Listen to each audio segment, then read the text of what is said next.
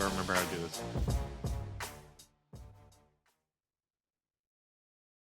Garland in the corner. He's got it. Feed stamp. Pow with the right hand. Mitchell shakes up to the basket and thunders it home. Oh! Mobley throws it down. And Allen blocked the shot at the rim. Welcome to the Chase Down Podcast, part of the Cavs media family. I'm your host, Justin Rowan. The Chase Down is presented by Fubo, the official streaming partner of the Cavs. Watch over 350 channels of live sports and TV, including FanDuel Sports Network without cable. There's no cost and no commitment. Try for free at FuboTV.com/Cavs.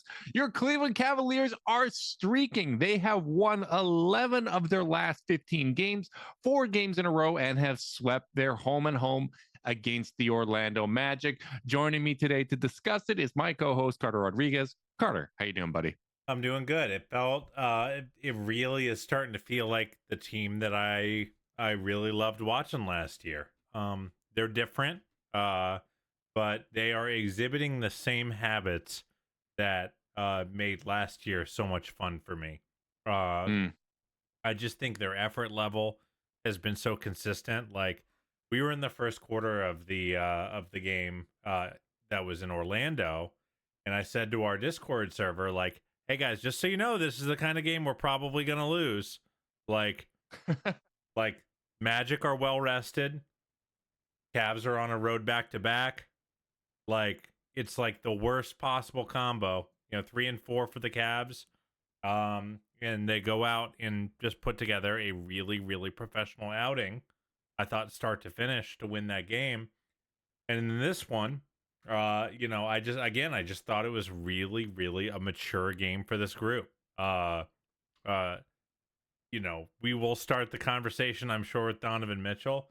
But even, this team, and Donnie mentioned it in his post-game conversation with my former coworker, Jordan Cornette, that, this is kind of like the Philly baseball series where you beat them once, then they come out and start really pressuring you the second one.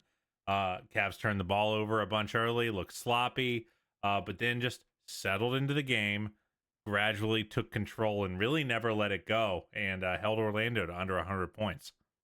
Yeah, I think that's what jumps out to me, is that the composure seems dramatically better with this team, right? Like, they're out here taking care of business.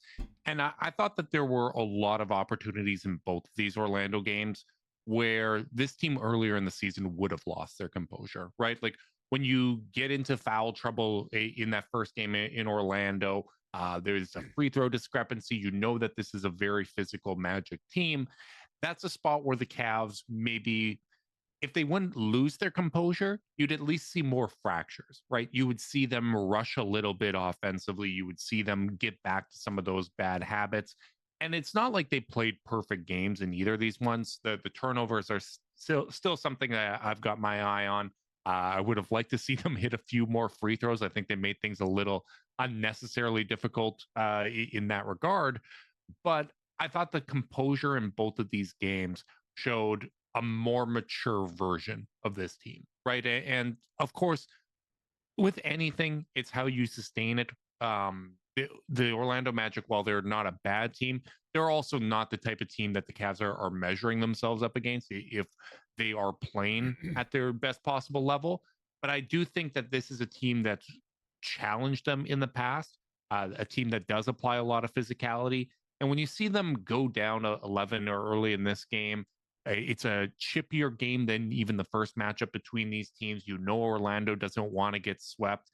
I just thought responding the way that they did was really, really meaningful. And it took guys being engaged and giving that effort across the board.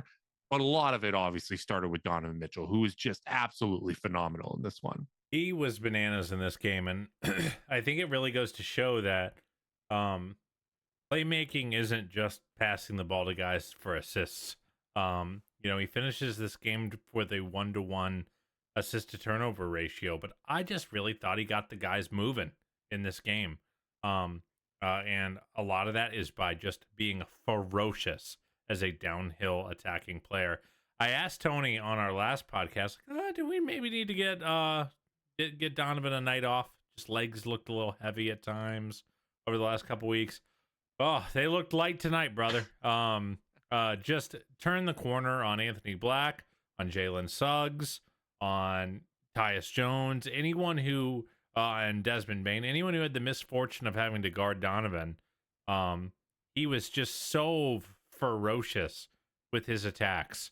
And I just think it unstuck a lot of things for this Cavs offense and made everyone's jobs easier dealing with the ball pressure that Orlando was throwing at them. Yeah, I agree with that. And the other thing that I'm really enjoying about this recent play from Donovan and the team in general is I'm liking how he's getting his touches more, right? Like you're seeing more inverted plays with Donovan where he's setting a screen for Evan, or he's got a two-man game going with Jalen Tyson, where he's setting the screen or Jalen setting the screen with them. Like, there's just a little bit more variety to the Cavs offensive approach, and I think that that's helping get things unstuck, particularly when you aren't able to rely on the playmaking of Darius Garland. Like I think that is really, really significant, and that's something that was really missing earlier this season. You, Yeah. you look at you look at Jalen Tyson as an example. Every single game that Darius hasn't played here, he's had 4 assists. Like every single one of these games, he's had 4 assists. He's had at least 5 rebounds. The scoring is there too, right? Like he is consistently being involved.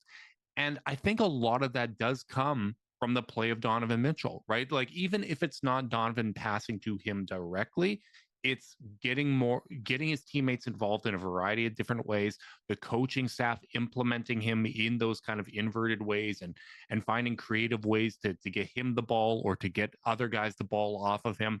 I just feel like the offensive ecosystem is the healthiest it's looked in a while, and probably one of the healthiest stretches that we've actually seen the offense have with Darius not being in the lineup. Yeah, well, it's interesting.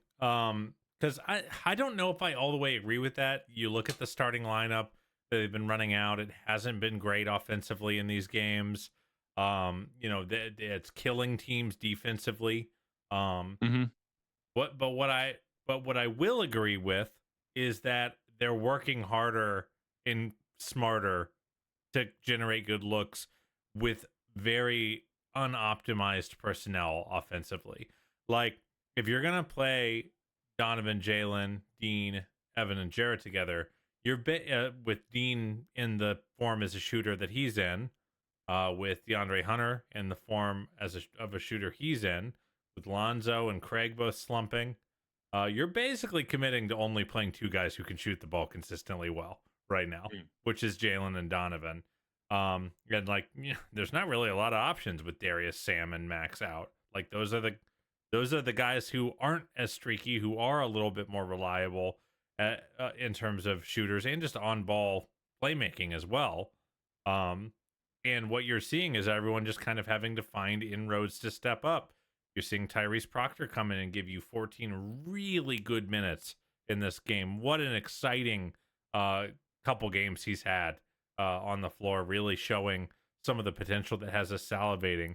You're asking Naquan Tomlin to hit a few corner threes. You're asking Craig to get into the teeth of the defense, even though he's kind of been struggling with his own scoring as of late. And really, you're also asking Jalen to figure out a lot more as an on-ball creator. And again, while the results can be up and down, they've had a few ugly offensive games here and there. I mean, that Charlotte game was pretty ugly offensively, but what I'm seeing is a pretty good process that doesn't feel like they're taking shortcuts, I guess is a good way to frame it. Like I felt like earlier in the season when they would be down a man or two, it was just like, well, first semi-open 3 we got to take because we're not going to find something better.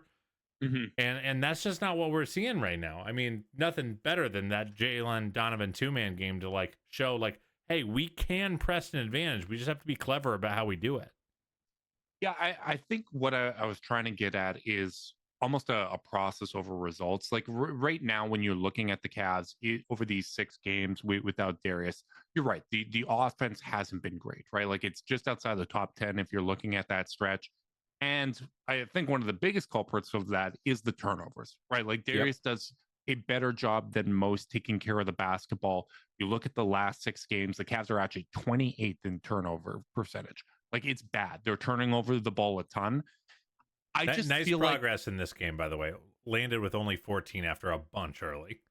yes, absolutely. I just feel like, earlier in the season when we said, yeah, the Cavs are going to experiment with stuff, but it doesn't feel like their struggles are the result of experimenting with things. It just felt like they were struggling.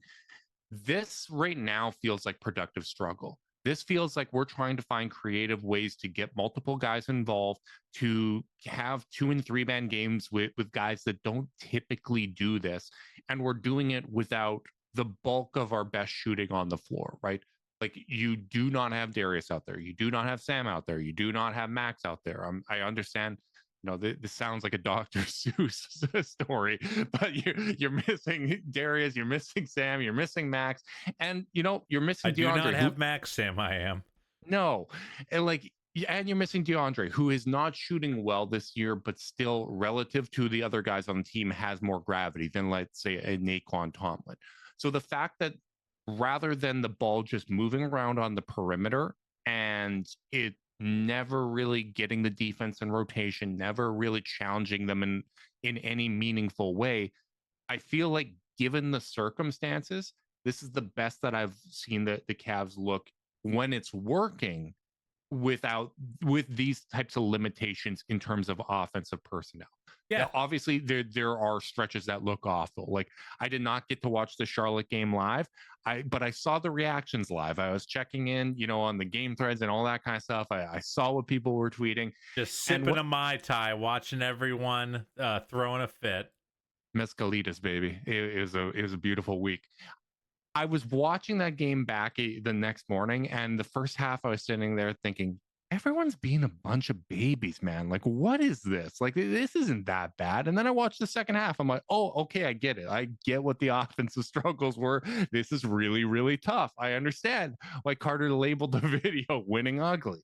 Like, I get it. I get that the floor is maybe a little lower than it's been at times when it comes to the offensive output, but I just feel like I feel the creativity more. I feel like what the coaching staff is getting these guys to do is something that could bear fruit in the future. Like, I think you can lean on this kind of stuff with better offensive personnel around, and these reps are actually going to matter, and these reps are actually going to mean something in the postseason versus whatever was happening at the start of the year, which was just struggling without the productivity. Yeah, I mean, you're just seeing the effort to get downhill, and the intention of getting guys downhill. When, especially right now, when teams are really comfortably putting 2 on the ball on Donovan, we're seeing guys slip and catch the ball in empty space and attack. And it's not just Jalen, who has been, by a mile the best at it. Another really great game from him tonight. I can't believe he only had 14 points because it felt like he was taking over stretches of this game. It was a very quiet start. Start from a scoring standpoint, and then he was very loud in the second half. But like, even guys like Quan are catching the ball and they're just attacking, or even on the break. Like, I think Quan got a rebound that was like free throw line extended, and he just pushed. Yep. And like, yeah, you're gonna have some slop when Naquan Tomlin is leading a fast break every now and again, or making a quick decision in the short roll. But you're also getting 2 feet in the paint offensively consistently. You're forcing help because they must stop him after all his ferocious dunks this year. And like, I want to say he had a dump off to Jarrett just on the baseline, and Jarrett either got an and one or a dunk. I don't remember which one it was, but like, it's just pressure. And sometimes, like, pressure for pressure's sake is valuable, especially for this team. And like, I also want to shout out Evan, who had a weirdly quiet 20-point night on 16 shots. Didn't feel loud, but something I really want to shout him out is the drives have just been really, really strong from him recently. And it's not because of the bag work.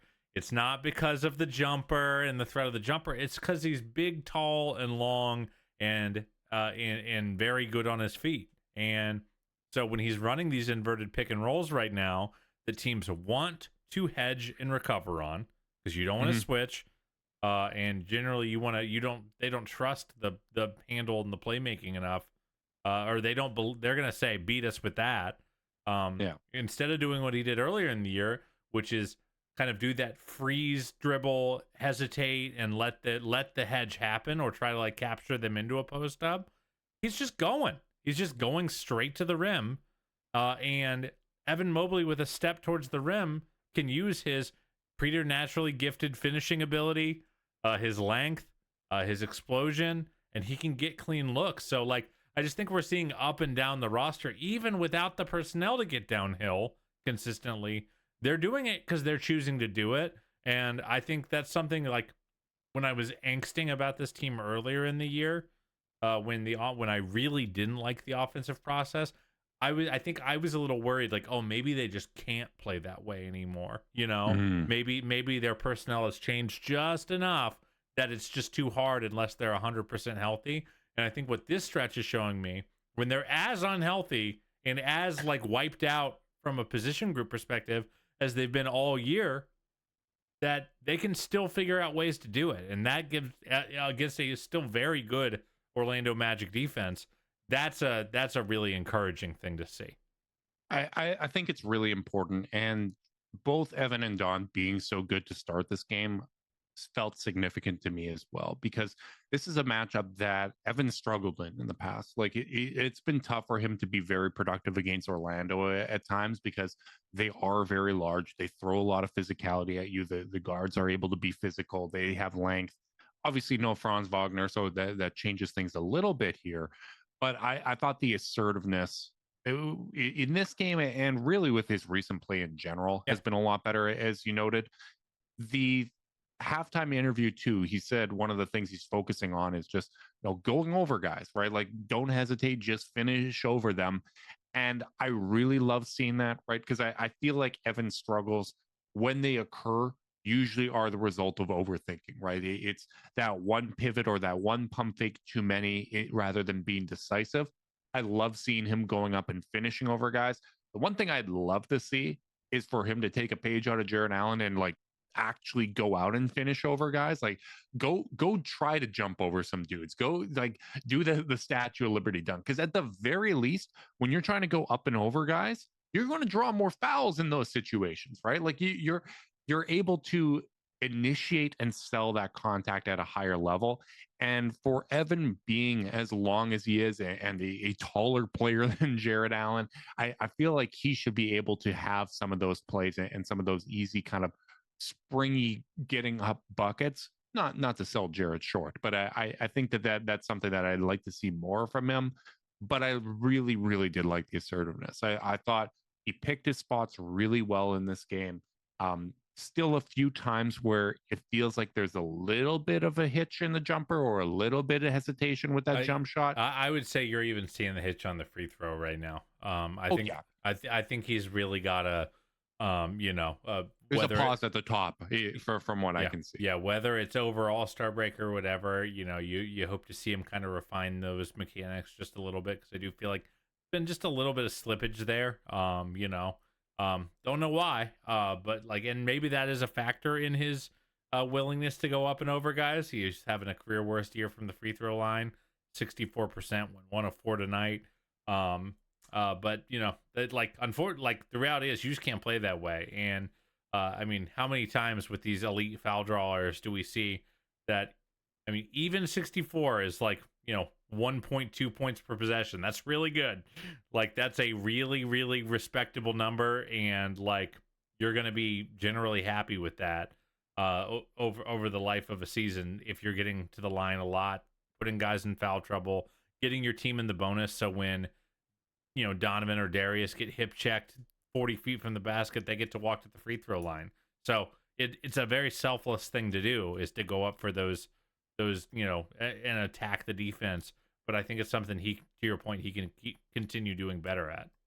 Yeah. And I'm with you. Like I thought his jumper looked great to start the season. I thought it looked really, really fluid. So hopefully, as you said, the All-Star break is coming up. It gives you that little opportunity to get some practice in, get some tweaks, get that thing back in sync. And we know that teams move fastest when everybody's in sync, Carter. Zoom Workplace keeps meetings, chats, documents, and more together, so your work flows like a perfect play. Keep work moving and zoom ahead with Zoom Workplace. Justin, can we talk about Kobe Altman? Oh, okay. Yeah. I just I had a segue in mind, but go ahead. I, Just stomp all over it. It's fine. I didn't put it in the rundown, and I wanted to talk about it. We've mentioned it before, but like I just was watching this team down the stretch of this game, early fourth quarter. Donovan's getting a blow, and we're running Naquan Tomlin, Tyrese Proctor, Jalen Tyson, like even Dean Wade, who gave them very good minutes tonight, especially on defense. Mm-hmm. And it's just like, this is how you survive the second apron. This is how you this is the way you restock the shelves, and this is why you make the Donovan Mitchell trade. In the macro, because like what good orgs do is they find the road to role players no matter what. They find you don't turn down a shot at a Donovan Mitchell because of the concern of an opportunity cost of finding role players in the middle of the first round. Because what you say is, hey, if we're good enough at what we do, we'll find role players that are undrafted. We'll find role players at 49. We'll find role players at, what was Jalen, 20? And I just think that it is a real credit to this organization that and it's not like everything has worked great. Hunter's having a really rough year right now. The Lonzo trade hasn't been great, but like what good orgs do is give themselves insulation for when a swing doesn't work exactly how you expect, is you have different options and different ways to win. And what bad orgs do is they say, we've got one structure. They're like Doctor Strange holding up that one finger, where it's like, oh, if these guys don't hit, it's just over. If Dean doesn't spend the next 10 years as a Cleveland Cavalier, well, maybe Naquan might. And if Naquan doesn't, maybe Hunter does. It's like all these different names that you can rely on, and most of them are coming from kind of undistinct and like places where you weren't looking for that. Like when I saw they drafted Tyrese Proctor, I didn't like pump my fist. I didn't know him, Yeah. But that's what this org can reliably do right now, is find these diamonds in the rough that can help you get through, a late January game where all your guards and wings are banged up. I think it's one of the kind of defining traits of the Kobe Altman tenure, because there's been some splashy moves, right? Donovan's certainly at the top of the mind, and hitting at the top of the draft, whether it's Darius, whether it's Evan, like that's important, but that's something that a lot of teams can do. I think not overlooking the margins is one of the biggest things that this front office, as a collective, right? Like it's not just Kobe. We should shout out the entire front office, but it's one of the things that this front office has done a really good job of, because it's not just the players that they've found, it's also the moves, right? Like if you think back to basically the first transaction of Kobe's tenure, it was the Kyrie trade, right? And that trade did not work. But when you looked at all the little tentacles from there, right? Like, all right, we're going to get a first round pick for George Hill here, and we're going to turn that into Jared Allen. We're going to get involved in anytime there's a trade happening around the league, we are going to leverage ourselves in as a third and fourth team and extract some value here. We're going to continue trading this paperclip until it turns into a house. And they've done a really, really good job of navigating that, finding the value in the margins. And when they find, when they have the opportunity to actually bring a player in, that's when the player development has been so important, right? Like it's developing a jump shot for players that have very streaky or absent jump shots, whether that's Jetty Osman, whether that's, Colin Sexton, who came in not being a 3-point shooter and turned into one, right? Isaac Okoro couldn't get the volume up to where it needed to be, but he was consistently a 37% 3-point shooter plus, right? At least league average on his low volume. Developing the 3-point shot for Evan Mobley. Yes, it's still a work in progress, but I think we've seen it come a long way, right? Skill development, Jalen Tyson. we talk about what Evan's doing over the All-Star break. Jalen Tyson's going to be on the All-Star weekend because he's a rising star, right? Like it's I can't and I believe think this that's guy, man. He's so good. and that's a testament to just how far along he's come, right? Like that's a player development success story. Craig Porter Jr., another player development success story. Naquan Tomlin, player development. It's not just identifying these guys that could be interesting. It's making the most of the time that you have with them, and also getting the buy-in from the players, right? Like the fact that Jalen and Craig last year, when they weren't playing a lot of games for the Cavs, were willing to go and play for the Charge, right? They didn't feel like it was below, their resume, because hey, we've seen this actually be a meaningful thing for the team. We know we practice against these guys sometimes. We have the integration between the Charge and the Cavs. This is giving us a level of confidence that this is a viable path for us to get more meaningful minutes. And then, seeing the results from there. It's not to say that it's always going to work out when they bring in guys, right? Like we've seen that, right? Like Amani Bates did not work out. Yeah, Luke they cycle, Travers, but they're cycling. they are cycling, right? Like Luke Travers, I thought that was a worthwhile swing. I loved what we saw from him. The development didn't seem to keep up, and it looks like that's not going to be a success story. But I'm liking the types of swings that they're taking. Even someone like Killian Hayes, who we can't have on a two-way contract given the NBA experience, seems to be playing really, really well for the Charge. I don't know if he's ever going to sign a deal with the Cavs, but it's at least an option that when you go into a trade deadline and you're maybe looking at, what types of moves you can make. One of the things that might be in the back of your mind is, well, we have an open roster spot for Naquan Tomlin, and if we need to shake things up from the guard rotation, maybe we do give Killian a 10-day and see how that works. Yeah, it's not an organization, even as their ambitions have raised, and their expectations, they haven't really decided that they're too good for the boring stuff or the unsexy stuff. You see I mean, if you follow the Charge on social media, you'll see they're making trades, they're making acquisitions, they've got people, and I feel like that's like a culture on the, that's dictated from the top down of like, hey, we care about this. We want you to we want you to be on the hunt for guys that we can, turn into rotation players. I didn't mention Sam, who's spent time with the Charge, who has turned into, like, I mean, it's him or Jalen for the team's best role player this season. Like, I'm just really impressed. I think it's why, even if this tenure, even if this version of the Cavs doesn't turn into a title contender, I'm more confident than I otherwise would be that they, that they can spin the machine back up and make a new iteration of this team.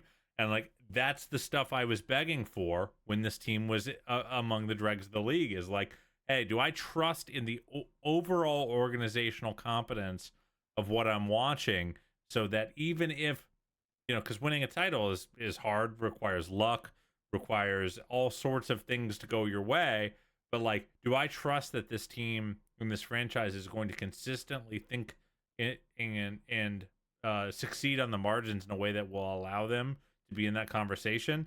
Like, it's just more and more proof that they absolutely can. Yeah, and I think obviously ownership's a big part of that too, right? The flexibility to go out and take on salaries to acquire picks and stuff like that, right? Hey, we've developed some really good role players, not shedding every good role player that gets compensated more just because you've developed these guys. It's all right. Well, we're going to keep our current 6, 7, 8, 9 guys in the rotation while we focus on the development, right? We're not shortchanging either part of the process. And what you said about not neglecting that aspect of things, even though they got good, that resonated for me because I hate crediting them, but when I was thinking of player development and really utilizing the G League, I think one of the best examples of that, as the league started to embrace it, was Toronto in the 905, right? Like Pascal Siakam, Fred VanVleet, they really used it well. And then towards kind of the end of that Nick Nurse tenure there, those development stories went out the window, right? Like they had no depth. They were playing everyone 44 minutes. There was nobody really that they had been developing with the 905, and you saw that they had to kind of refire up that engine and get the player development going. The Cavs don't need to do that because they've been keeping that process going, and I think that that's really important. And, I think it's a great point to bring up, but we really do need to spend more time on Jalen Tyson because, as I said, he has been out of his mind, particularly in the stretch since DG has been out. Whether it's the two-man game with Donovan or Evan, the off-ball movement, the composure, it's just really, really, really impressive stuff. And it just feels like another one of those examples of someone that put the work in the off season, and we didn't necessarily see those results immediately, right? Like he's trying to show off all the new tools in his belt. He's trying to figure out exactly where his spot is, but then the game slows down, and then everything starts to make sense for him. And the touch is there, the feel, the passing, the cutting gets better and better. And then once the game is slowed down, now you're seeing him add to his game even more. Like I feel like he is improving on the fly through within the season, and that's really, really meaningful stuff. Yeah, I mean this two-man game with Donovan and his off-ball activity is better than it ever was last year. From the tape that I watched, was better than it ever was in college. He is finding soft spots in the defense, acting as a release valve, and attacking without a single shred of hesitation. Like that's what we ask for. That's what we want a role player like this to be. And to your point, since Darius went out, he scored 39, 39, 16, 14, 17, 17, 14. Almost all on efficient outings. Between almost always picking up like 7 or 8 rebounds. He's had 4 assists in all 6 of those games.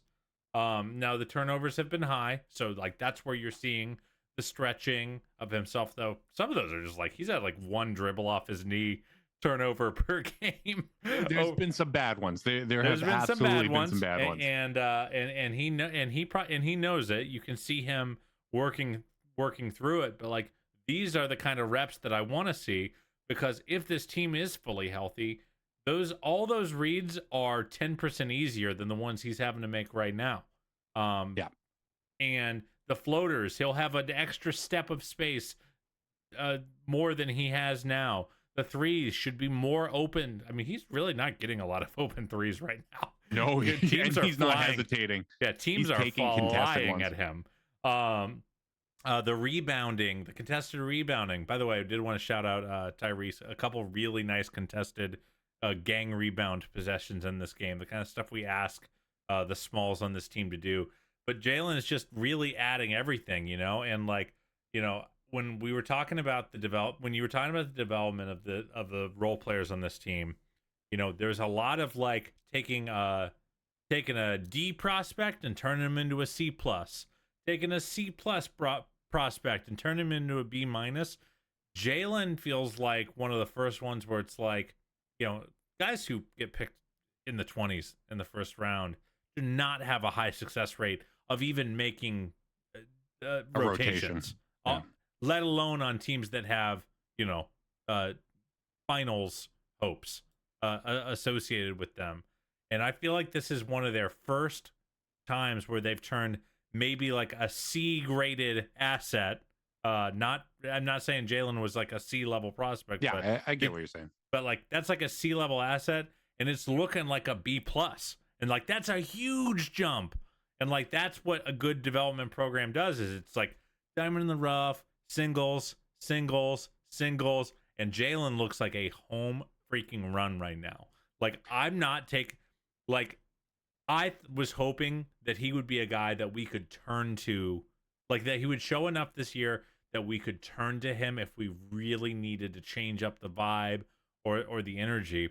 And like I'm kind of at the point now where like, especially given, his age, where he is on the development curve, I kind of feel like he's the most important option for them on the wing moving forward. not just for this year, but into the foreseeable future. I agree with that. And here's why I think that's the case. I still believe that this team will go as far as Evan Mobley will take them, right? Like I think Evan's development is the key X on factor. The wing, to be clear. I said on the wing. I know. I know, but let me get to you. Okay. I think that's the key X factor here. But I think Jalen Tyson's development is taking a little bit of pressure off of Evan Mobley in terms of what this team needs from a front court playmaking standpoint in order for this to work. Right? Like if you're looking at what the Cavs need to do to kind of solidify themselves as contenders and then ultimately go out and compete for an NBA championship this season, obviously getting Evan all the way back to where he was last season and then continuing to build off of that is a very, very important part. But when we've talked about, hey, they need to have an option to take some pressure off of the guards when you're playing against, two very physical, long defensive guards at the point of attack that are blitzing and making life difficult for Donovan and Darius, who's going to be that outlet we can go to? The fact that Jalen Tyson is developing into that type of outlet, that takes some pressure off of Mobley from needing to be that guy. We still do need Evan to be that guy, but maybe it's at a lesser degree than we thought before because you're able to go to Jalen in this spot. Yeah. And I think one of the things that gives me a lot of confidence right now, like when I'm looking at him filling up the box score in this way, it feels like a higher level version of what we were getting from Max. Right, like obviously Max is a better shooter. The off-ball movement and all that kind of stuff is really, really important. But when we slid Max into the lineup, and all of a sudden, we have this guy that can run a secondary pick and roll, and he's helping things be less sticky here, right? Like just filling in the box score at a higher level than someone like Isaac Okoro or some of the other fill-in starters that we had. That made such a big difference. And if Max can get back to himself, and all of a sudden you have Jalen Tyson who's doing this, and Sam Merrill, who is now, really a much better gap filler than he was last year. He's filled in the gaps. All of a sudden, we get away from where we were when we had these playoff struggles, where these guys here are play initiators, these guys here are play finishers, and we have specialists around them that are going to do one skill, one job. Now, all of a sudden, you have a variety of guys that can initiate, that can create, that can take pressure off of the main guys. That, I don't know if they're going to be able to realize it in time. I don't know if they're all going to be healthy at the right time, but it gives you more outs. It gives you more optionality in terms of how you're going to go about attacking teams. It gives you a better fighting chance of this offense finally translating to the postseason in a consistent and meaningful way against all sorts of defenses, which is the most important thing. The a little more matchup proof. Yeah. I really trust Jalen to be able to make these calls in the middle of the floor. I really trust his handle and his finishing ability. And what it also does, by the way, is it allows, I feel like when Max has filled that role, it's nice, but he's still at his best as a, movement shooter, the decision maker and things like that. And when he has to, and we're talking very small degrees of difference here, but I feel like there are times when, because of some of the limitations of the Cavs' top guys, Max has had to lean 10% too much into getting 2 feet in the paint and being a creator there. Not that it's a problem necessarily, but it's a slightly imperfect fit. Jalen kind of feels like that perfect fit for them. And the fact that he's also guarding so much better than he was at the beginning of the season. He's really making a push towards being, a flat out plus defensively. I kind of can't believe it. Like, he was averaging in the month of December, he averaged 3 fouls. In the month of November, he averaged 3 fouls. He's cut a foul and 1.2 fouls off of that. He's only at 1.8. And Wow. that was going into the night where he only had 1 against Orlando. So he's figuring out how to use his frame, how to go for steals, He's how to getting a create reputation. deflections, How about that, Carter? without guarding with his hands, you know? Because, like, I watched those first couple games of preseason, and I was honestly a little concerned. It was like, I mean, he was really handsy, and just, you know, guys were driving, and he was pushing them, you know, 2 hands on their chest. Like, those are like, you're just gonna get called. And the fact that Crazy he's handsy in that first game against Yes. Brunson too. Yes, Brunson just killed him, and you know, got the Cavs into the bonus early. You're seeing the development on both ends of the floor where he's getting a little less risky with the decision he makes, and just doing what the Cavs have always needed their small forward to do, which is stay in front of your man well enough for the biggest to go clean it up. Yeah. So like, I just cannot be more excited about this guy, and I cannot believe he's growing this much. I'm not sure I've seen a guy grow this much at all these things over the course of, like, within a season in a long, long time. Yeah, it's really, really important development for the Cavs because, to your point, like in the past, I think I agree with you. You know, I think there was just a little bit too much pressure at times for Max to get 2 feet into the paint, to be that downhill pressure guy. If all of a sudden those 1 guard lineups have a Jalen Tyson out there with a Max Strus, with a Sam Merrill, you know, whether it's Dean or DeAndre at the 4 and one of the bigs, if Jalen's that 2-man game, get downhill, apply rim pressure option, and then you can leverage, okay, well, we're going to make that even more effective because we have the off-ball movement of Max Strus and Sam Merrill here. We're going to have Mobley or Allen in the dunker spot. We're going to be able to space these lineups properly and keep everyone in a role that they are comfortable with. I think that raises the ceiling of what those minutes can be. And, you know, I think at this point, coming back from a Jones fracture, it would be unrealistic to expect Max to be 100% Max this season, right? Like, maybe he gets there. I hope he can get there. But that's, you know, that's a tough injury to come back from. That's going to take some time. But even if, like, what we get from Max is what we got from Darius, like that last couple weeks, but before he aggravated the right toe, where, you know, by his own admission, still probably at 80%, but a much more effective version of himself than we'd seen in the past, like really resembling Darius and bringing the traits that are so valuable to this team. If that's the type of version that we get of Max, that's probably enough when you have this internal push from a Jalen Tyson to really fill in that gap and be, you know, frankly, maybe the 5th best player on the team. Like, if he continues on this trajectory and solidifies what he's currently doing, not even adding anything new, but really consistently bringing what he is currently bringing over this stretch, I think he is the 5th best player on this team.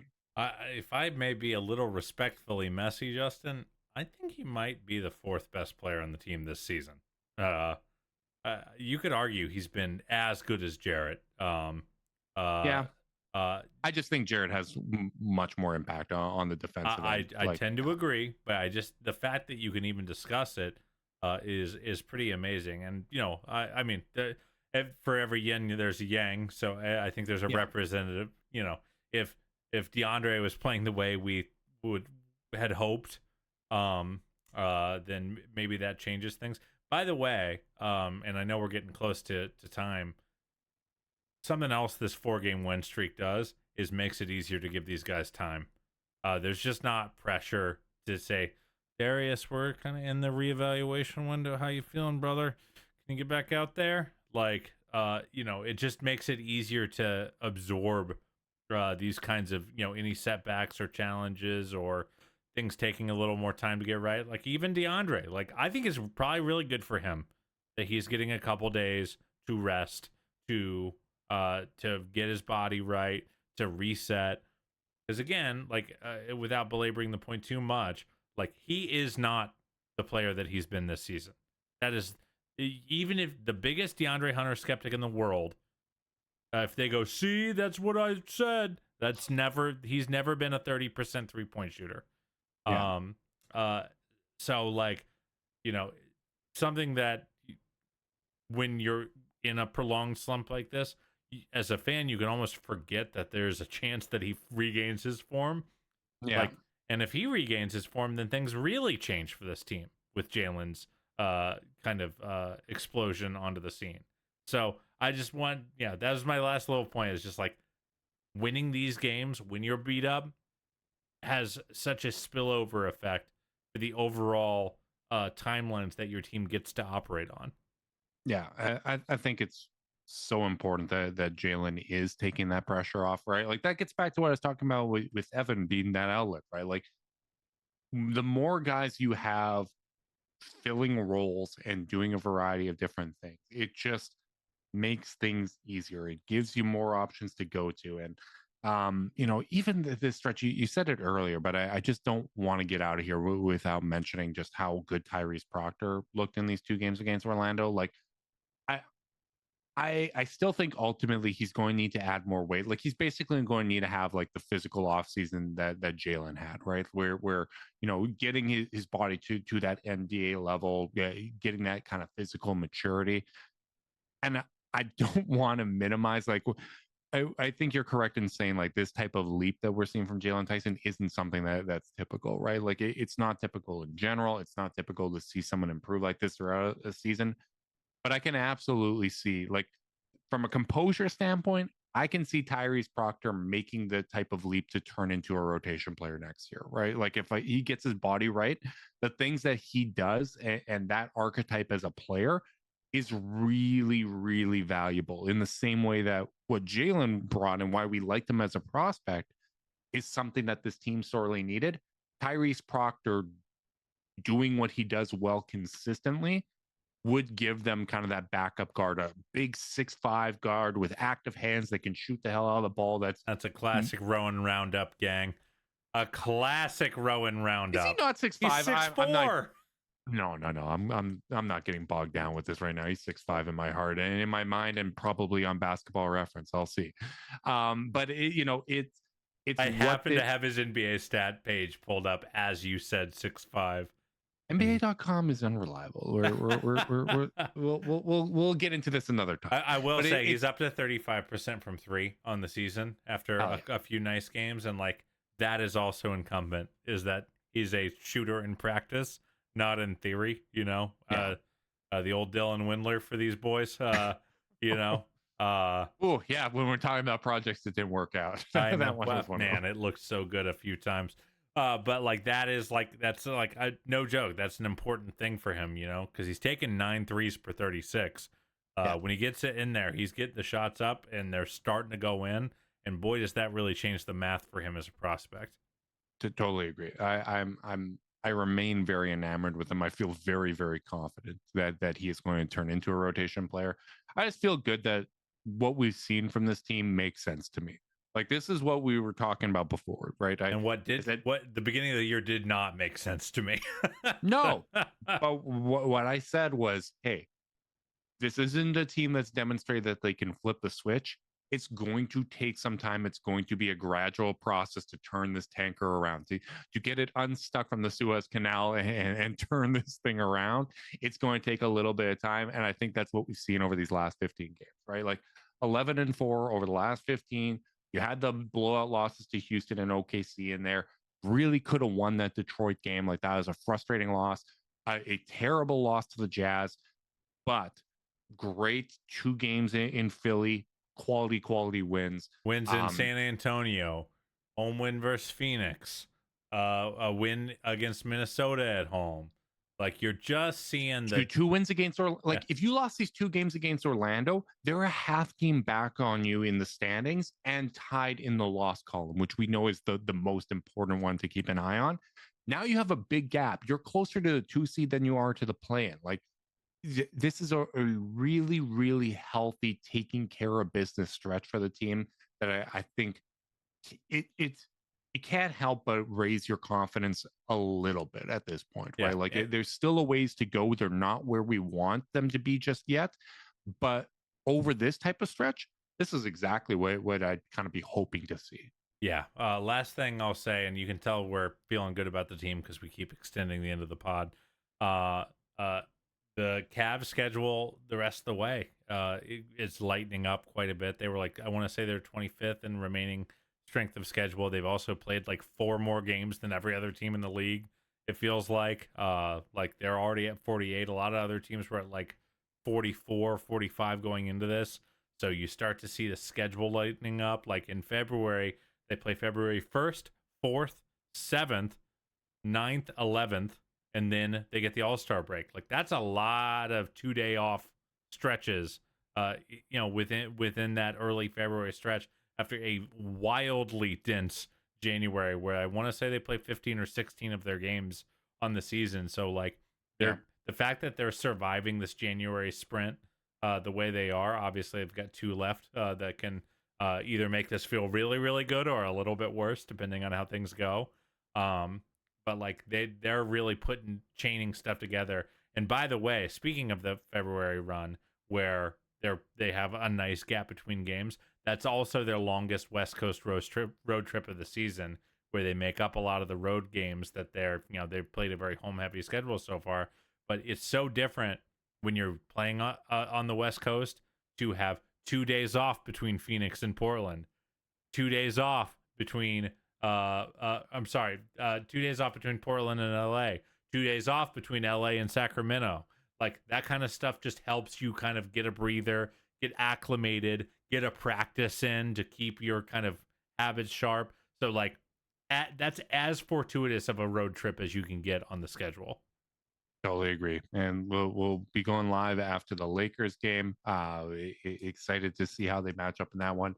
Looks like there's a chance Austin Reeves will be back for that game. So that'll be challenging. But hey, maybe we'll have Sam Merrill back, right? Like Luka dropped a cool 46 tonight as well. So you know why I feel pretty okay, Carter? Why? The Cavs are playing playoff basketball. Yes, we are back, baby. Let's go. Hopefully we can keep the good times going. As you could tell, we dragged this thing out. I had takes. I'd been sitting, not being able to talk on this mic for a week. I was going to yap. Big thanks to everyone that tuned in live on YouTube. We appreciate you guys. Make sure you like and subscribe and click that notification bell so you know when we're going live. If you're listening via podcast and you want to support us, leave us a rating, leave a review, subscribe, unsubscribe, resubscribe, and help cook those books. If you want to be part of Chase Down's exclusive Discord chat, send a screenshot of the review to chasedownpod@gmail.com. However you choose to support us, we really do appreciate it. Make sure you guys are staying safe out there. Until next time, go Cavs.